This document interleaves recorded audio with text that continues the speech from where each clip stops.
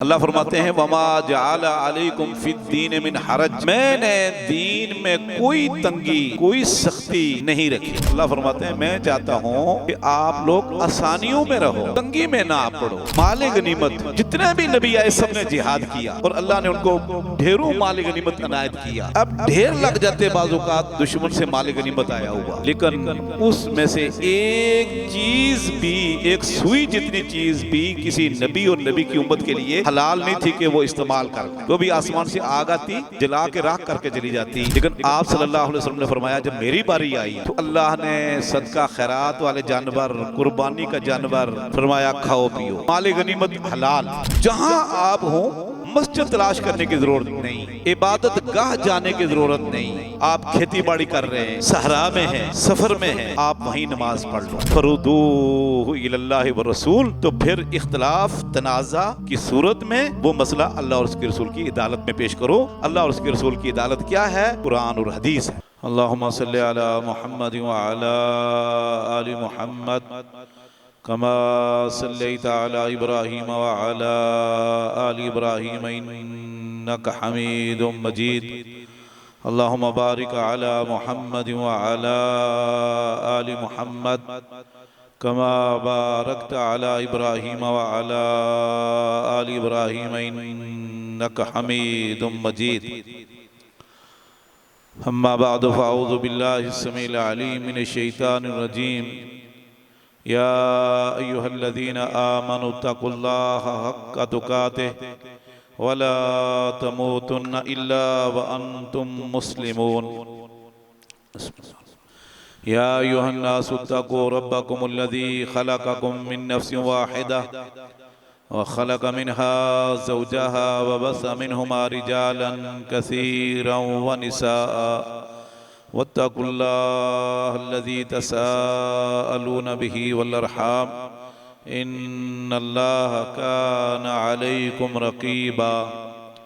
يا أيها الذين آمنوا اتقوا الله وقولوا قولا سديدا يصلح لكم أعمالكم ويغفر لكم ذنوبكم ومن يطع الله ورسوله فقد فاز فوزا عظيما۔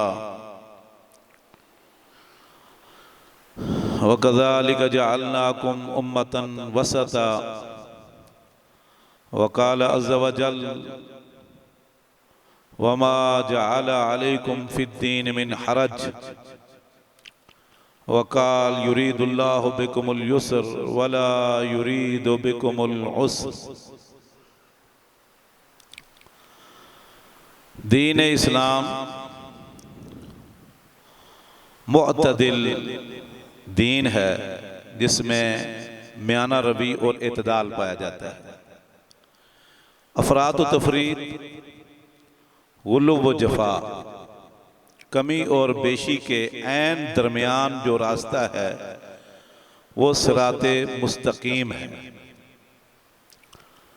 اور اس راستے پر چلنے والا مسلمان کہلاتا ہے، مومن کہلاتا ہے، اور اسی راہ پر چلنے والا ہی فرقہ ناجیہ میں سے، طائفہ منصورہ یا طائفہ حقہ میں سے شمار ہوگا۔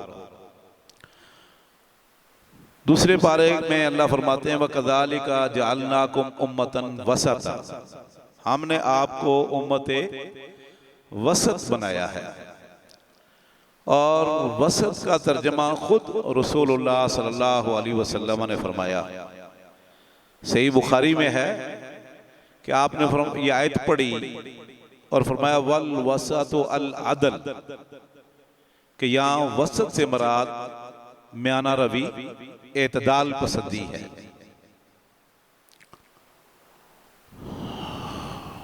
اور اس کے دو کنارے ہیں، ایک میں ہے غلو، ایک میں ہے جفا، جس کو آپ افراط اور تفریط بھی کہتے ہیں۔ دونوں ہی حق سے ہٹے ہوں گے، اور اسلام یہ اللہ کا منتخب پسندیدہ کامل و اکمل دین ہے۔ جو خیر کی بات تھی اللہ اور اس کے رسول نے بتا دی، جو شر تھا یا نقصان دہ چیزیں تھیں مومن کے لیے، مومن کے ایمان کے لیے، مومن کی دنیا اور آخرت کے لیے، اللہ اور اس کے رسول صلی اللہ علیہ وسلم نے ہمیں ان سے باخبر کیا اور تفصیل سے وہ چیزیں بتا دی۔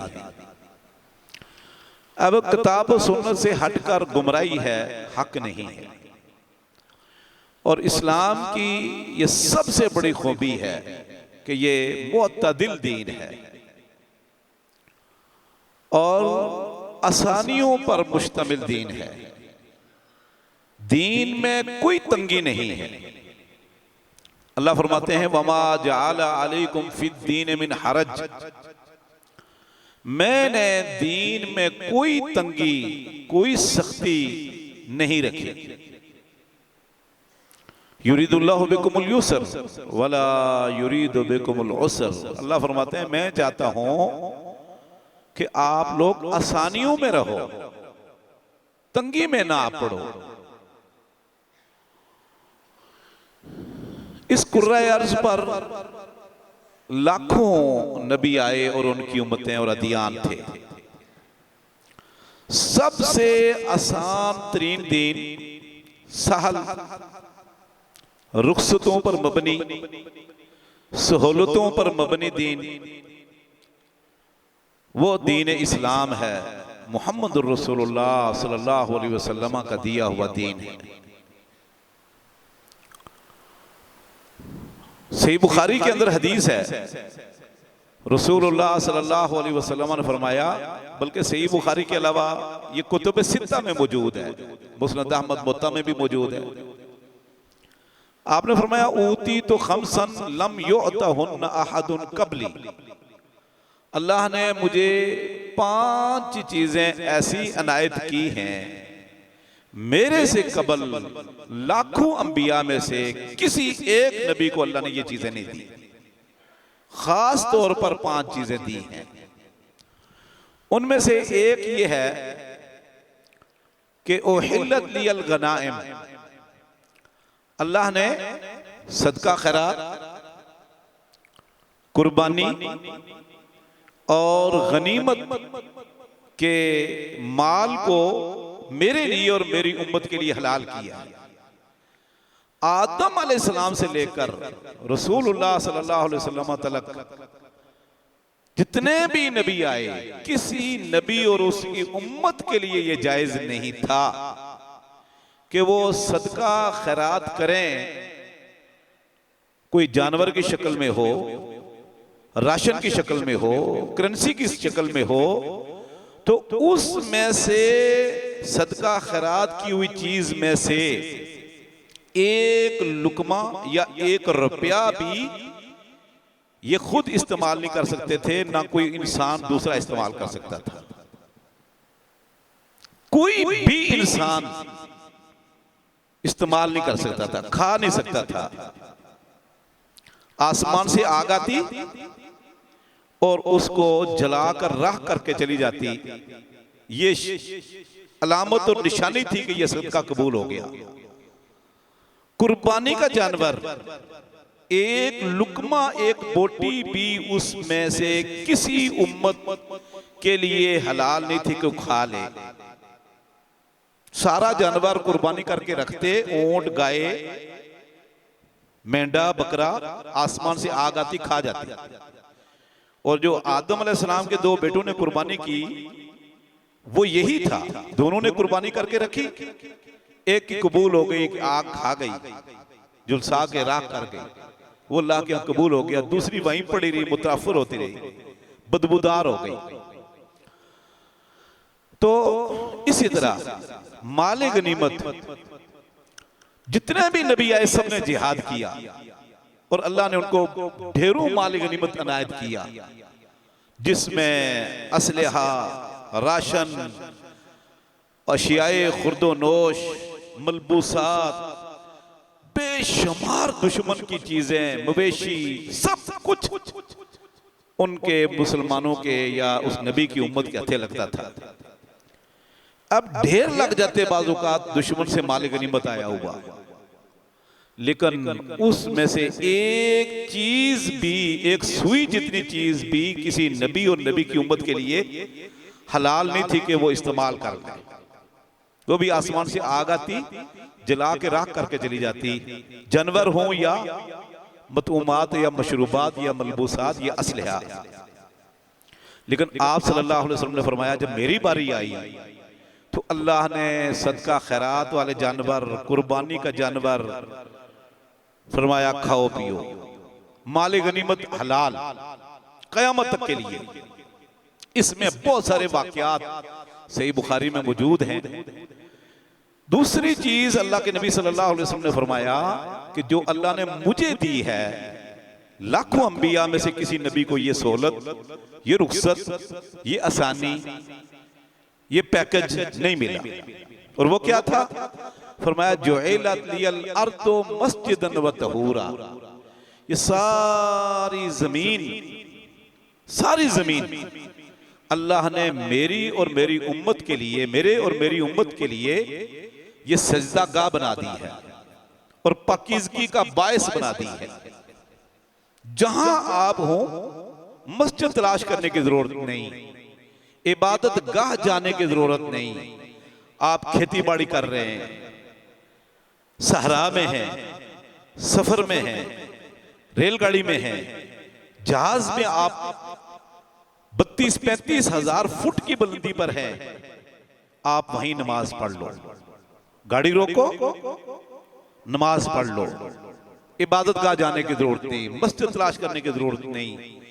ہاں اگر پانی نہیں ملتا تو جو جعلت لی الارض مسجدا وطہورا، مٹی فتیمموا صعیدا طیبا، زمین پر ہاتھ مارو بسم اللہ پڑھ کر، چہرے پر ملو، ہاتھوں پر مار لو، اور 2 رکعت نماز فرض ظہر عصر عشاء کی پڑھ لو، سنتیں معاف.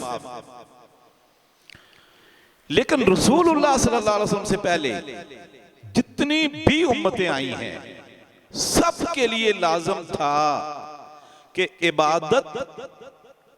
عبادت گاہ میں ہی ادا کی جا سکتی ہے اور قبول ہوگی، ورنہ نہیں. داؤد علیہ السلام، سلیمان علیہ السلام، یحییٰ علیہ السلام کا واقعہ عبادت گاہوں کا آتا ہے قرآن کریم میں، فی المحراب.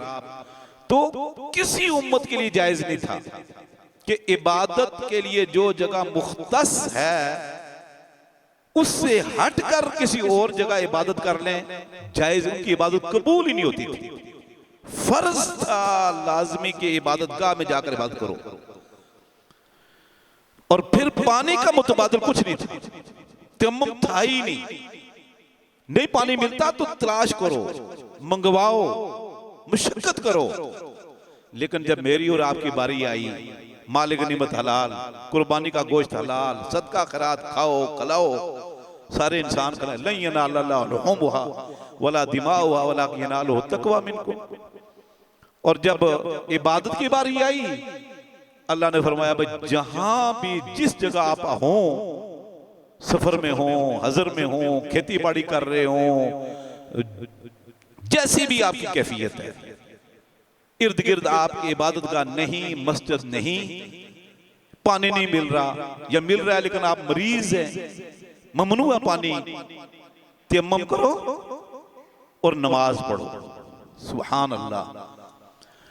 تو میرے بھائیو، رسول اللہ صلی اللہ علیہ وسلم نے فرمایا کہ بعثت بالدین الحنفیت السمحہ، مجھے بڑا ہی آسان، یکسوئی والا، سہولتوں پر مبنی، رخصتوں پر مبنی دین اللہ رب العزت نے دیا ہے. آسانیاں ہی آسانیاں ہیں، سہولتیں ہی سہولتیں ہیں. اور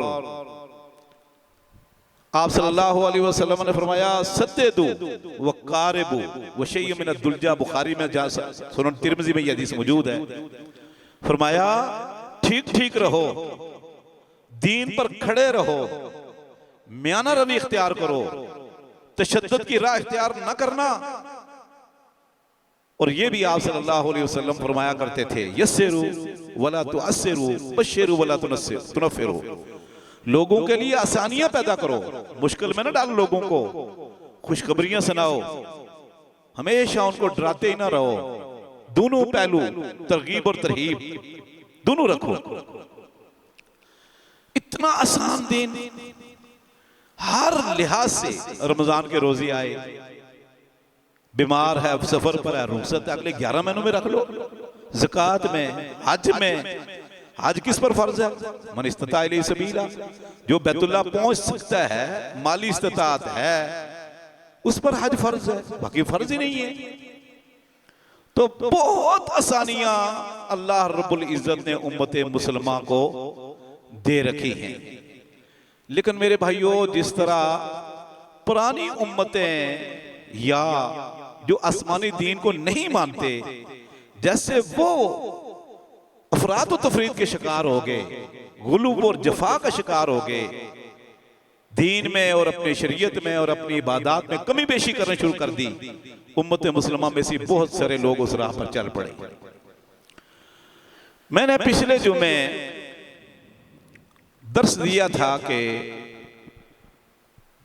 تشدد، سختی کی راہ اختیار نہیں کرنی چاہیے۔ جیسے میں نے کچھ مثالیں دی تھی، اللہ کے نبی صلی اللہ علیہ وسلم نے فرمایا کہ نہیں، اپنے اوپر تشدد نہ کرو، بلکہ قرآن کریم میں اللہ فرماتے ہیں وَلَا تُلْقُوا بِأَيْدِيكُمْ إِلَى التَّهْلُكَةِ، اپنے آپ کو ہلاکت کی راہ پہ نہ ڈالو، اپنے آپ کو ہلاکت میں نہ ڈالو، اپنے آپ کو تباہ نہ کرو۔ وَلَا تَقْتُلُوا أَنفُسَكُمْ، اپنے آپ کو قتل نہ کرو، قرآن مجید کی آیات ہیں۔ تو میرے بھائیوں، اب یہ جو اپنے آپ کو خنجر مارنا، چھریاں مارنا، یہ کس حد تک اسلام اس کی اجازت دیتا ہے؟ کوئی، میں کہتا ہوں اسلام تو بڑی دور کی بات ہے، اخلاقیات اس کی اجازت نہیں دیتی، عقل اس کی اجازت نہیں دیتی۔ اور پھر اللہ معاف فرمائے، میں پچھلے جمعے کچھ گفتگو کی اور یقیناً کئی لوگوں کو پریشانی بھی ہوئی ہوگی، لیکن بات حق ہے۔ دیکھیں، آپ ہندوؤں کو دیکھیں نا، گو ماتا، گاؤں کے ساتھ کیا کچھ کرتے ہیں، گاؤں کی تعظیم میں غلو، اس کی پوجا، اتخذو، ہاں جی، اور قرآن مجید اللہ فرماتے ہیں بچڑے کو معبود بنا لیا بنی اسرائیل، یہ وہی قوم ہے۔ اور پھر آگ جلا کر، میں نے خود، آپ نے ویڈیوز دیکھی ہوں گی، ہندو آگ جلاتے ہیں، آگ کے انگاروں کے اوپر لیٹتے ہیں، اوپر سے گزرتے ہیں، اور گائے کے نیچے لیٹتے ہیں، گائے انسانوں کے اوپر سے گزر رہی ہے، کتنے ہی لوگ مرد عورت لیٹے ہوتے ہیں اور اوپر سے گائے گزر رہی ہوتی ہے، کسی کو کھر لگ رہا ہے، کسی کو کچھ لگ رہا ہے، پرواہ کوئی نہیں۔ اور ادھر دیکھ لو جو کلمہ گو لوگ ہیں وہی کیفیت ہے، ادھر گھوڑے کی پوجا، گھوڑے کی تعظیم، آگ پر گزرنا، ہاں جی، آگ کے اوپر لیٹنا، آگ کے اوپر کودنا۔ میرے بھائیوں، ایک میں حدیث بتاتا ہوں اللہ کے نبی صلی اللہ علیہ وسلم کی۔ اللہ کے نبی صلی اللہ علیہ وسلم نے صحابہ کرام کو ایک جہاد میں ایک دستہ روانہ کیا، قافلہ، ایک صحابی کو اس پر امیر مقرر کیا۔ صحیح بخاری کے اندر یہ واقعہ تفصیل کے ساتھ کئی جگہ پر موجود ہے، کتاب المغازی میں بھی ہے، اور اسی طرح سورہ نساء میں جو اللہ فرماتے ہیں یا ایھا الذین آمنوا اطیعوا اللہ واطیعوا الرسول واولی الامر منکم فَإِن تَنَازَعْتُمْ فِي شَيْءٍ فَرُدُّوهُ إِلَى اللَّهِ وَالرَّسُولِ، اللہ فرماتے ہیں ایمان والو، اللہ کی بات مانو، اطیعوا اللہ واطیعوا الرسول، رسول کی بات مانو، رسول کی اطاعت کرو، وَأُولِي الْأَمْرِ مِنْكُمْ، اپنے امیر کی بھی اطاعت کرو۔ فَإِن تَنَازَعْتُمْ فِي شَيْءٍ، اگر آپ کا آپس میں یا آپ کا اپنے امیر کے ساتھ تنازع ہو گیا، اختلاف ہو گیا، رائے مختلف ہو گئی، فردوہ الی اللہ والرسول، تو وہ مسئلہ آپ بھی آپ کا امیر دونوں اللہ اور اس کے رسول کی طرف لٹا دو، اللہ اور اس کے رسول کی عدالت میں پیش کرو۔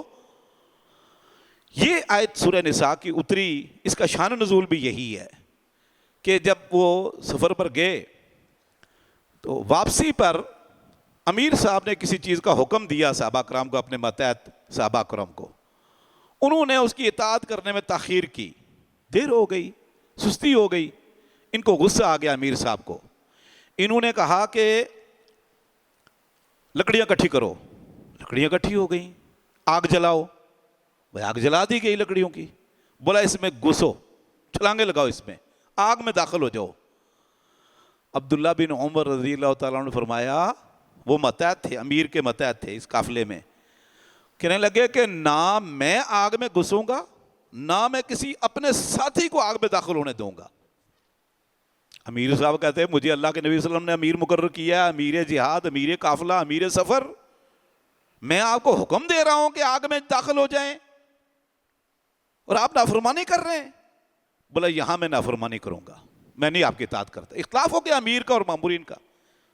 اطیعوا اللہ و اطیعوا الرسول واولی الامر منکم فإن تنازعتم فی شیء فردوہ الی اللہ والرسول. اختلاف ہو گیا,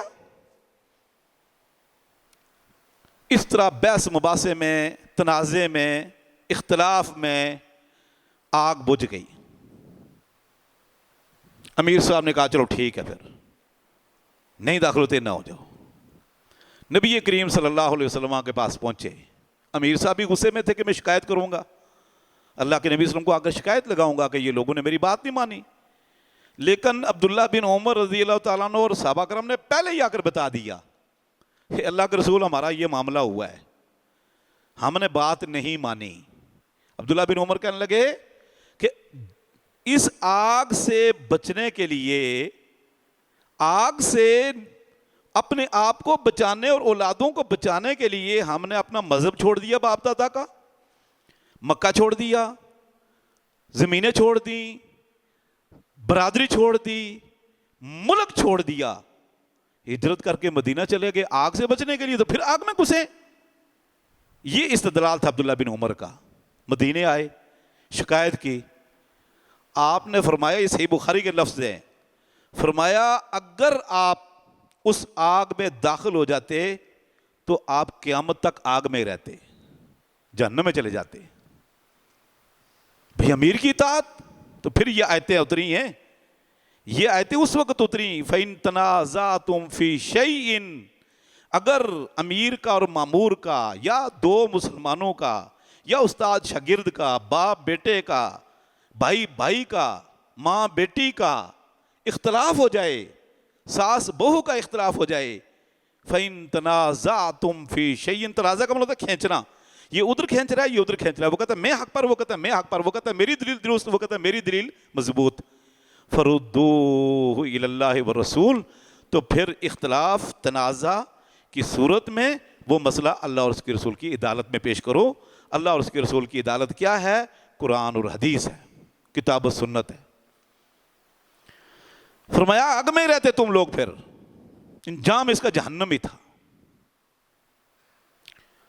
تو میرے بھائیو, اللہ رب العزت نے اسلام میں نا بہت آسانیاں عطا فرما رکھی ہے, بہت ہی نرمی ہے, بہت سہولتیں ہیں, اتنی چھوٹ, اتنی رخصتیں دین اسلام میں اللہ رب العزت نے مجھے اور آپ کو عنایت کی ہیں. حقیقت بات میں آپ کو بتاؤں, رسول اللہ صلی اللہ علیہ وسلم نے فرمایا یہود و نصارہ اور اس سے پہلے کی امتیں اگر ان کے کپڑے پر ناپاکی لگ جاتی تھی, دھونے سے پاک نہیں ہوتا تھا, کپڑا کاٹنا پڑتا تھا. اور اگر ان کے جسم پر ناپاکی لگ جاتی, دھونے سے جسم پاک نہیں ہوتا تھا, کھرچنا پڑتا تھا. فرمایا اللہ نے ہمیں حکم دیا دھو لو, دھو لو, جسم بھی کپڑا بھی. حتیٰ کہ یہاں تک اللہ کے نبی صلی اللہ علیہ وسلم نے سہولت دے دی کہ شیر خوار بچہ ہے, دودھ پیتا بچہ ہے, پیشاب کر گیا, بندے نے اٹھایا, چھینٹے مار لو. چھینٹے مارنے سے پانی پکڑا, چھینٹے مار لو, بس, دھونے کی ضرورت بھی نہیں. بلی کے بارے میں انہا لیست بنجس انہا من الطوافین علیکم الطوافات, فرمایا یہ فیملی ممبر ہے, دودھ میں منہ ڈال جائے, کھانے میں منہ ڈال جائے, پلیت نہیں ہے, پاک ہے, کرو. یہ آ جاتی ہے گھر میں, ادھر ادھر سے گھس جائے گی, پتہ ہی نہیں چلتا, پاک قرار دے دیا. تو اللہ کے نبی صلی اللہ علیہ وسلم نے فرمایا لا تشددوا فیشدد اللہ علیکم, اپنے اوپر تشدد نہ کرو, سختیاں نہ کرو, اللہ کی طرف سے بھی سختی شروع ہو جائیں گی. پھر فرمایا لن یشاد الدین احد الا یغلبہ, جو آدمی دین میں کوئی تشدد کی راہ, سختی کی راہ اختیار کرتا ہے, وہ آدمی مغلوب ہو جاتا ہے، وہ بے بس ہو جاتا ہے، اور اس کے رسم و رواج میں وہ جھگڑا جاتا ہے۔ تو یہ وہ حقائق ہیں، دیکھنے آپ کے سامنے ہے۔ نبی کریم صلی اللہ علیہ وسلم 23 سال تک دنیا میں رہے۔ اللہ کے نبی صلی اللہ علیہ وسلم کے بعد صحابہ کرام کی زندگی ہمارے سامنے بالکل واضح ہے، تابعین کی زندگی ہے، تبع تابعین کی زندگی ہے، فقہا ہیں، ایک زمانہ ہے فقہا کا، لمبا عرصہ ہے، محدثین آئے، مفسرین آئے، علماء امت آئے، دین حقہ پر رہے، اور بالکل واضح، کوئی غموض نہیں، کوئی پیچیدگی نہیں، کوئی خفا نہیں، حتیٰ کہ رسول اللہ صلی اللہ علیہ وسلم نے خود فرمایا ترکتکم علی ملت بیضاء لیلها کنہارہا، لوگوں میں آپ کو ایک ایسے روشن، بالکل روشن واضح دین پر چھوڑ کر جا رہا ہوں جس کی رات بھی دن کی طرح روشن ہے، لیلھا کنہارہا، اس دین کی رات بھی دن کی طرح روشن ہے، لا یزیغ عنہا الا وکان من الہالکین، جو اس سے ادھر ادھر ہوگا وہ ہلاکت میں چلا جائے گا، تباہی بربادی میں چلا جائے گا۔ اللہ اکبر، کیسا پاکیزہ، کیسا آسان۔ وما جعل علیکم فی الدین من حرج، کوئی تنگی نہیں، کوئی حرج نہیں، کوئی سختی نہیں، آسانیاں ہی آسانیاں قیامت تک کے لیے، عبادات میں آسانی، اخلاقیات میں آسانی، حلال حرام میں اللہ رب العزت نے یار ان گنت چیزیں، اگر کچھ چیزیں اگر اللہ نے ہمارے لیے حرام کی ہیں تو ان گنت چیزیں حلال بھی ہیں۔ کتنی اللہ کی نعمتیں ہم کھا رہے ہیں، پی رہے ہیں، استعمال کر رہے ہیں، اللہ نے ہمارے لیے حلال کی ہیں، یہ نعمتیں ہیں، اور اللہ فرماتے ہیں کھاؤ پیو، لیکن اس میں اسراف اور تبذیر نہیں کرنی، فضول خرچی نہیں کرنی۔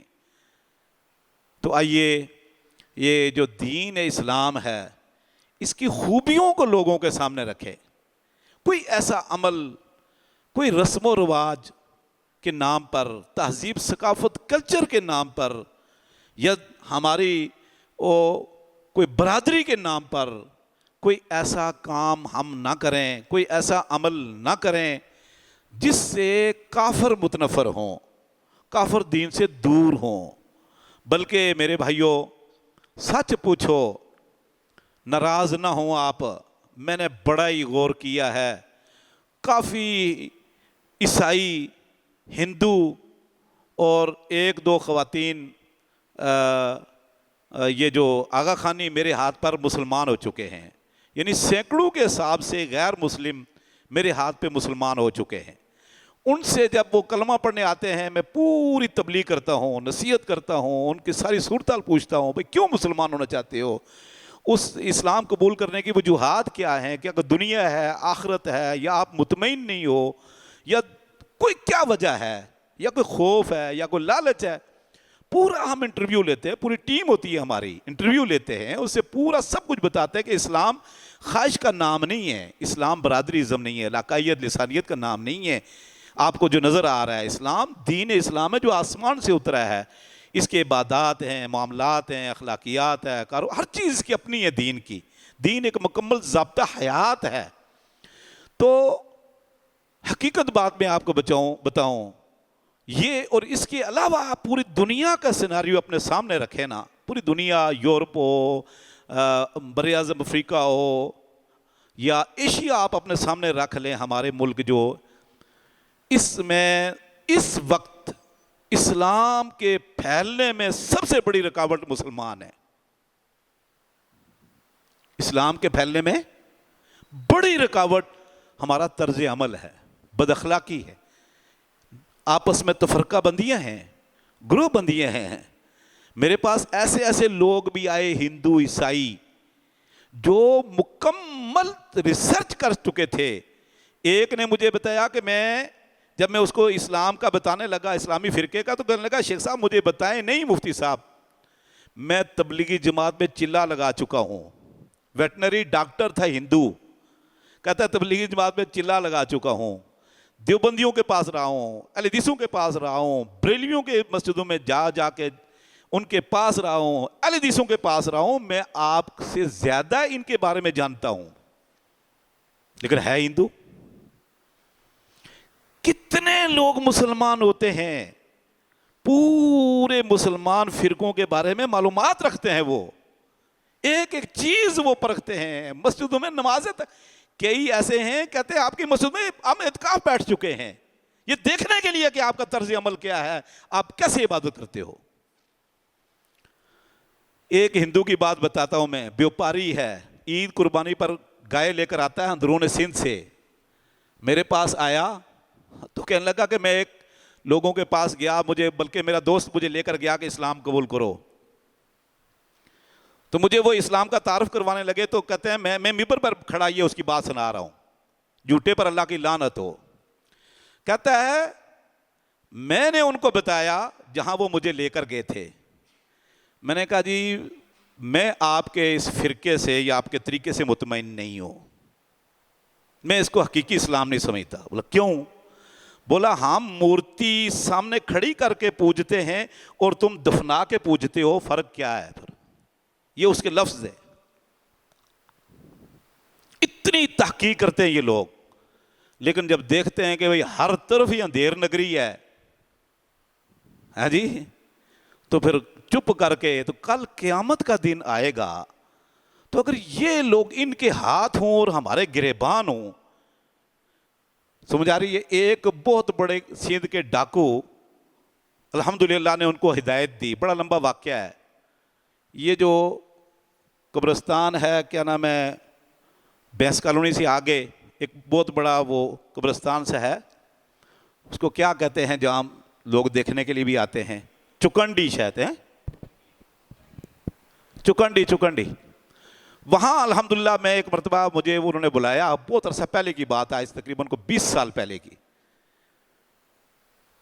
انہوں نے بڑی چارپائیاں لگائی ہوئی، گنے رکھی ہوئی سائیڈ پر، مسجد بنا رہے تھے، تو اس ڈاکو کے سردار کی یہ بات مجھے یاد ہے، اس نے کہا کہ مولوی صاحب کہاں سوئے ہوئے ہیں آپ، میں نے کتنے بندے قتل کر دیے ہیں، کتنی چوریاں کی ہیں، کتنے ڈاکے مارے ہیں، آج اگر مجھے اسلام کا پتہ چلا تو اس میں غلطی آپ کی ہے، غفلت آپ کی ہے، اگر میں مر جاتا چوری کرتے کرتے، قتل کرتے کرتے، ڈاکے مارتے مارتے، کل قیامت کے دن میں آپ کو نہ چھوڑتا۔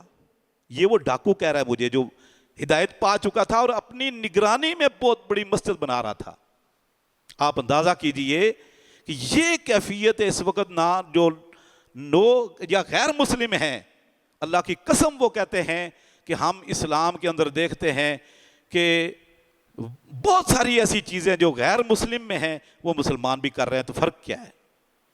تو میرے بھائیوں ٹھیک ہے غلطی ان کی بھی ہے کہ لوگوں کی طرف نہ دیکھو، انسانوں کی طرف نہ دیکھو، دین ہمارا کتنا خالص ہے، دین جو آسمان سے اترا، قرآن اور حدیث آج بھی اسی شکل میں، اسی ترتیب میں، اسی طرح تر و تازگی کے ساتھ، خالص اور شفاف، بغیر کسی تبدیلی کے، بغیر کسی حق و ترمیم کے آج بھی موجود ہے، نقطے کی تبدیلی نہیں ہوئی، حرف تو لفظ کی بات، نہ قرآن کی نہ حدیث کی، کروڑوں سینوں میں، کروڑوں کتابوں لائبریریوں میں دین موجود ہے، خالص صاف شفاف، بغیر کسی ملاوٹ، بغیر کسی حق و ترمیم کے، تو کم از کم اس کی طرف ہم دیکھیں، لوگوں کی طرف نہ دیکھیں۔ اللہ دین کو سمجھنے، اس پر عمل کرنے کی توفیق عطا فرمائے۔